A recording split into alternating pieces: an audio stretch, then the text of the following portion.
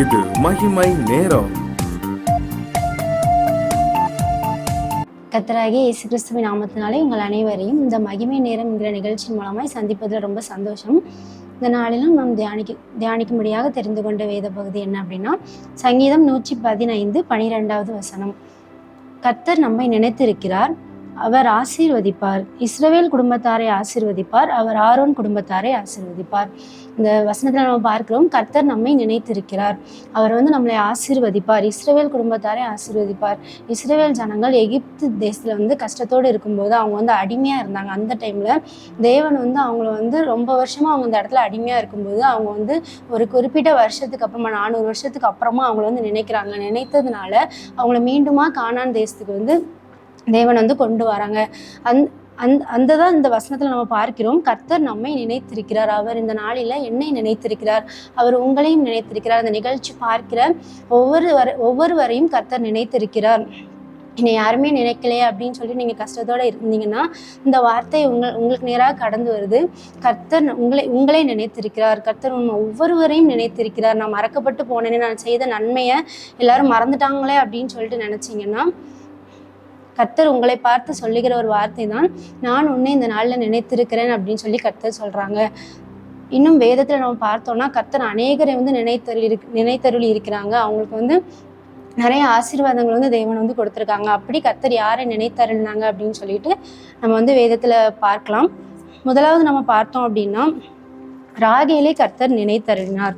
யாக்கோபு லாபான் இடத்துல வேலை செய்யும் போது முதலாவது லேயாலை திருமணம் முடிச்சு கொடுக்காங்க, அடுத்ததான் ராகேலை திருமணம் முடிச்சு கொடுக்காங்க. ஆனால் யாக்கோபுக்கு ராகேல் மேலதான் ரொம்ப நேசமா இருக்கும்போது கர்த்தர் லேயாளுடைய சிறுமையை பார்த்து லேயாளுக்கு குழந்தையை கொடுக்காங்க. முதலாவது ஒரு 4 குழந்தைகள் லேயால் பெற்றெடுக்காங்க. அதுக்கப்புறமா தான் ஆதியாகமம் 30வது அதிகாரத்துல நம்ம பார்த்தோம் அப்படின்னா, ராகேல் யாக்கோபுகிட்ட போய் சண்டை போடுறாங்க, நீங்கள் எனக்கு குழந்தையை தாங்க அப்படின்னு சொல்லி கேட்கும்போது யாக்கோபு சொல்கிறாங்க, பிள்ளையை தருவதுக்கு நான் தேவனா, கர்த்தர் தான் அவன் கற்பத்தை அடைச்சி வச்சுருக்காங்க அப்படின்னு சொல்லி சொல்கிறாங்க. அந்த வசனத்தோட துவக்கத்தில் சொல்லும்போது தன் சகோதரி மேலே ராகேல் பொறாமை கொண்டதுனால அந்த வார்த்தையை யாக்கோபுகிட்ட சொல்கிறாங்க. அதுக்கப்புறம் சில நாட்கள் செல்லுது. அதுக்கப்புறமா ராகேல் அவங்களுடைய வேலைக்காரியை யாக்கோபுக்கு கொடுக்காங்க. திரும்ப லேயாலும் அவங்களுடைய வேலைக்காரியை கொடுக்காங்க. அவங்களுக்கு குழந்தைகள் பிறக்கிறாங்க.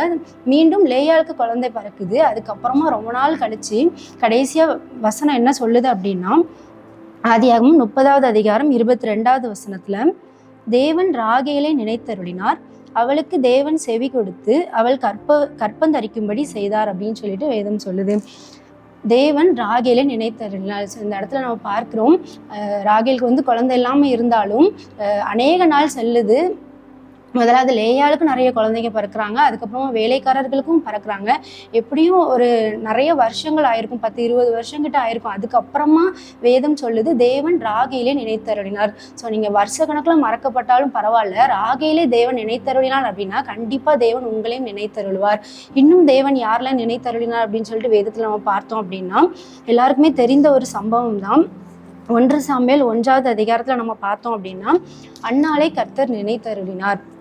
அன்னாள் அன்னாளுக்கு குழந்தை இல்லாமல் இருந்துச்சு. அப்போ பெனினாள் அவங்க ரொம்ப ஏளனமாக கிண்டல் பண்ணி பேசுவாங்க. ஆனால் எல்கானா அவங்களுக்கு ரொம்ப சப்போர்ட்டிவாக இருந்தாலும் அவங்களுக்கு குழந்தை இல்லையே அப்படிங்கிற ஏக்கம் இருக்கும். இந்த நாட்கள் நம்ம பார்க்குறோம், திருமணம் முடிஞ்சு கொஞ்ச நாள் ஆயிட்டுனாலே எல்லாரும் என்ன விசேஷம் இருக்கா அப்படின்னு சொல்லிட்டு கேட்கும்போது அவங்களுக்கு ரொம்ப கஷ்டமாக இருக்கும்.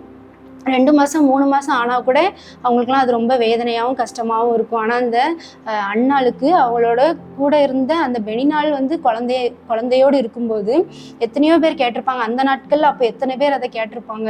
அவங்க எவ்வளோ நிந்தையை அனுபவித்து அந்த ஊரில் அவங்க வாழ்ந்துட்டு இருந்திருப்பாங்க. அப்படி ஒரு சூழ்நிலையில தான் பண்டிகை நாள் வரும்போது அன்னாள் தேவனுடைய சமூகத்தில் போகிறாங்க. எல்லா வருஷமும் அவங்க போயிட்டு எப்பவும் போல் வீட்டுக்கு வந்துடுவாங்க. அந்த வருஷம் பண்டிகைன்னு போகும்போது நிறைய பேர் அந்த இடத்துல வருவாங்க. அவங்க மீட் பண்ணும்போது எல்லாரும் பார்க்கும்போதெல்லாம் பெனினாளுக்கு குழந்தை இருக்கே உனக்கு இல்லையான்னு நிறைய பேர் கேட்டிருக்கலாம். அப்படி என்ன வார்த்தைகளை யார் சொல்லி கஷ்டப்படுத்தினாங்களோ தெரியாது. அந்த பண்டிகையின் போது அவர் ரொம்ப மன கிளேசத்தோட கர்த்தருடைய சமூகத்துல ஜெபிக்கிறார். எல்லாருமே கிளம்புனதுக்கு அப்புறமும் தேவனுடைய ஆலயத்துல அன்னாள் ஜெபம் பண்றாங்க.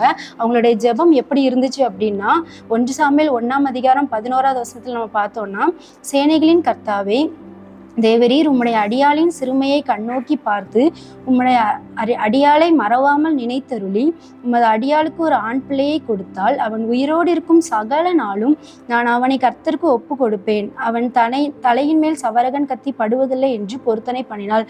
இதில் அந்த இடைப்பகுதியில் நம்ம பார்த்தோம்னா உம்முடைய அடியாளை மறவாமல் நினைத்தருளி, அண்ணாளுடைய ஜெபத்தை பார்த்தீங்களா? உம்முடைய அடியாளை மறவாமல் நீங்கள் நினைத்தருளுங்கப்பா. இத்தனை வருஷம் ஆயிட்டு என்ன நீங்கள் இவ்வளோ நாள் மறந்தாலும் பரவாயில்ல, இப்போ நீங்கள் என்ன நினைத்தருளுங்க. இந்த பண்டிகையில் நம்ம சமூகத்தில் வந்து நான் ஜெபிக்கிறேன்ல, இந்த டைமில் நீங்கள் என்ன நினைத்தருளுங்க அப்படின்னு சொல்லிட்டு அவங்க வந்து ஜெபிச்சுட்டு கடந்து செல்கிறாங்க. அப்போவும் ஏலி வந்து அதை ஜெபமாகவே கன்சிடர் பண்ணல. நீ குடித்து வெறுத்திருக்கிற, நீ வீட்டுக்கு கிளம்பு அப்படின்னு சொல்லும்போது கூட அவங்க சொல்கிறாங்க நான் மனக்லேசம் உள்ள ஸ்திரீ. அப்பவும் அவங்க மனக்லேசம் உள்ள ஸ்திரீன்னு அவங்க வெளியே சொல்லி குடிக்கிற அளவுக்கு அவங்க தேவனுடைய சமூகத்தில் குடிச்சிருக்காங்க அப்படின்னு சொல்ற அளவுக்கு தேவ சமூகத்துல அவங்க புலம்பியிருப்பாங்கன்னா அவங்களுடைய இருதயம் எவ்வளவு ஒரு பாதிப்பான ஒரு சூழ்நிலை இருந்திருக்கும், எவ்வளவு வேதனையோடு இருந்திருப்பாங்க. அப்போதான் அவங்க வந்து இந்த ஜெபத்தை பண்ணுறாங்க. ஜெபத்தை பண்ணதுக்கு அப்புறமா ஏலியிட்டையும் அவங்களோட சூழ்நிலை எடுத்து சொன்ன உடனே அந்த ஆசாரியன் சொல்கிற ஒரு வார்த்தை, நீ சமாதானத்தோட போ அப்படின்னு சொல்லி சொல்கிறாங்க. அதே மாதிரி அவங்க வந்து போயிட்டாங்க. எப்போ அவங்க தேவனுடைய சமூகத்தில் ப்ரேயர் பண்ணிட்டு போனாங்களோ அதுக்கப்புறமா அவங்க துக்கமுகமாக இருக்கலை அப்படின்னு சொல்லிட்டு வேதம் சொல்லுது. அவங்க வந்து சமாதானத்தோட வீட்டுக்கு போகிறாங்க. போனதுக்கப்புறமா தான் ஒரு நல்ல செய்தி வருது. அது என்னன்னு பார்த்தோம்னா 1 சாமுவேல் 1ஆம் அதிகாரம் 19வது வசனத்தில் வேதம் சொல்லுது, அவர்கள் அதிகாலையில் எழுந்து கர்த்தரை பணிந்து கொண்டு ராமாவில் இருக்கிற தன் வீட்டுக்கு திரும்பி போனார்கள். எல்கானா தன் மனைவியாகிய அன்னாளை அறிந்தான், கர்த்தர் அவளை நினைத்தருளினார். பார்த்தீங்களா, அந்த வசனம் சொல்லுது கர்த்தர் அவளை நினைத்தருளினார். இந்த இடத்துல பார்க்கிறோம், அவள் வந்து என்னை நினைத்தருளுங்க அப்படின்னு ப்ரேயர் பண்ணிட்டு வீட்டுக்கு போகிறாங்க. கொஞ்ச நாளில் கர்த்தர் வந்து அவளை நினைத்தருளாங்க. இத்தனை வருஷமாக நினைத்தருளால தேவன் அவள் எப்போ அந்த ப்ரேயரை பண்ணாலோ அதுக்கப்புறமா தேவன் வந்து நினைத்தருளி அவங்களுக்கு வந்து ஒரு குழந்தையை கொடுக்காங்க. அந்த குழந்தை வந்து ஒரு ஆசீர்வாதமான குழந்தையா இருந்துச்சு. கர்த்தர் அவளை நினைத்தருளினாங்க, அவளை ஆசீர்வதித்தாங்க, குழந்தையை கொடுத்து ஆசீர்வதித்தாங்க. அந்த குழந்தை எப்படிப்பட்ட குழந்தையா இருந்துச்சு, ஒரு பிரபலமான குழந்தையா இருந்துச்சு. அந்த குழந்தைய பார்க்கும்போதெல்லாம் எல்லாரும் அண்ணாள் அப்படின்னு சொல்கிறத விட, அண்ணாளோட பையன் அப்படின்னு சொல்கிறத விட சாமுவேலோட அம்மான்னு சொல்லும்போது அவங்களுக்கு எவ்வளோ சந்தோஷமாக இருந்திருக்கும். ஏன்னா அதே பண்டிகைக்கு அவங்க திரும்பியும் போயிருக்கும்போது இதுதான் அவன் பையனா அப்படின்னு சொல்லும்போது எவ்வளோ சந்தோஷமாக இருக்கும். ஏன்னா அந்த சாமுவேல் எப்படிப்பட்ட ஒரு சாமுவேலான வளர்ந்தாங்க அப்படின்னு பார்த்தோம்னா, அந்த சாமுவேல் வந்து ஒரு தீர்க்கதரிசியா இருந்தாங்க. அதே சாமுவேல் ஒரு ஆசாரியனா இருந்தாங்க.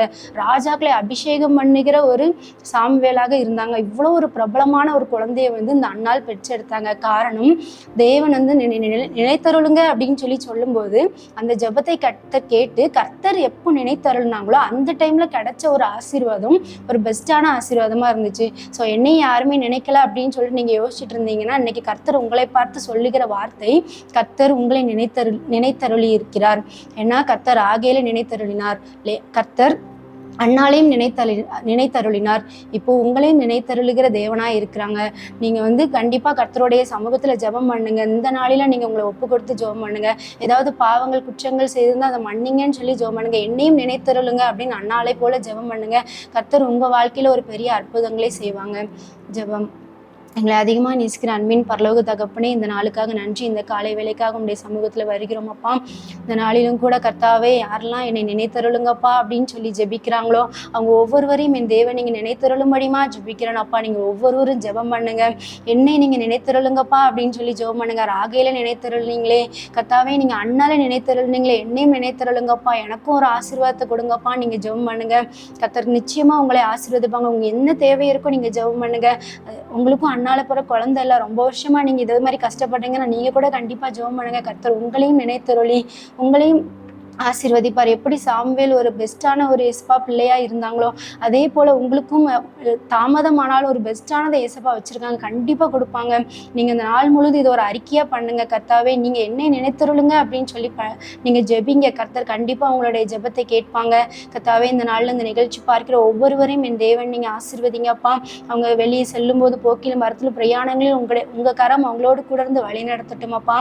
அவங்களை நீங்க ஆசீர்வதிங்க. இந்த நாள் முழுவதும் அவங்க அறிக்கை கர்த்தாவே இதுவா இருக்கட்டும் அப்பா. யாரெல்லாம் என்ன நினைத்தருளுங்கன்னு ஜெபம் பண்றாங்களோ அவங்க வாழ்க்கையில ஒரு அதிசயங்களையும் அற்புதங்களையும் என் தேவன் நீங்க செய்ய போகிற கிருபைகளுக்காக நன்றி.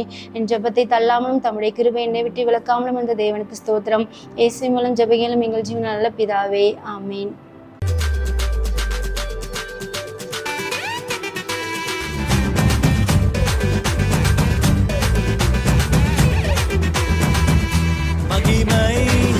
மகிமை